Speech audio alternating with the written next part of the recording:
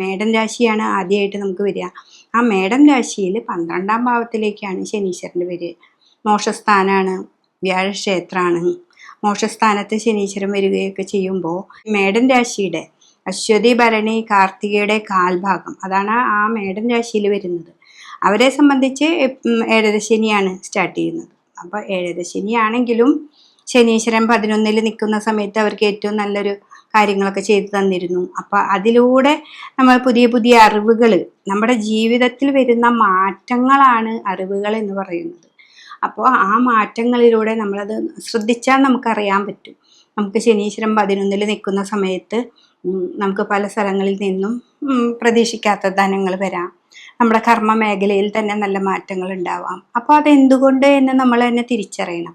നമ്മളെ ഉൾക്കൊണ്ട് തിരിച്ചറിയുന്ന ഒരു ഭാവത്തിൽ എത്തിക്കുക എന്നുള്ളതാണ് ശനിയുടെ ധർമ്മം.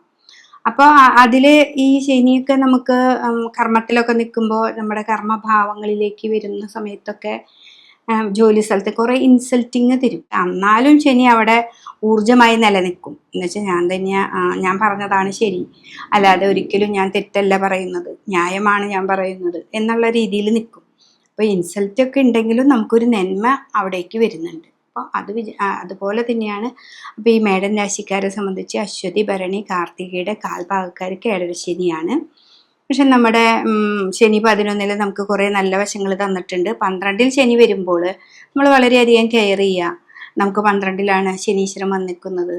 ധനഭാവമൊക്കെ നമുക്ക് ഉണ്ടെങ്കിൽ തന്നെ അത് ഇൻവെസ്റ്റ്മെൻറ്റ് മറ്റുള്ള കാര്യങ്ങളിലേക്കൊക്കെ പോകുന്നത് ഈ 2.5 വർഷം സൂക്ഷിച്ച് വേണം. 12ാം ഭാവമാണ്, വ്യയാണ്, നമുക്ക് ഇങ്ങനെ നഷ്ടങ്ങൾ സംഭവിക്കാം. അപ്പോൾ ഇൻവെസ്റ്റ്മെൻറ്റ് അതൊക്കെ വളരെ സൂക്ഷിച്ച് കൈകാര്യം ചെയ്യുക. അതാണ് മേടം കൂറുകാർ ചെയ്യേണ്ട കാര്യം. പിന്നെ അതിൽ മാറ്റങ്ങൾ, വ്യാഴത്തിൻ്റെ മാറ്റം, അതൊക്കെ എൻ്റെ മറ്റൊരു വീഡിയോയിലുണ്ട്. അപ്പോൾ ശനീശ്വരൻ ഇതിൽ വരുമ്പോൾ നിങ്ങളിത് വളരെയധികം കെയർ ചെയ്യുക.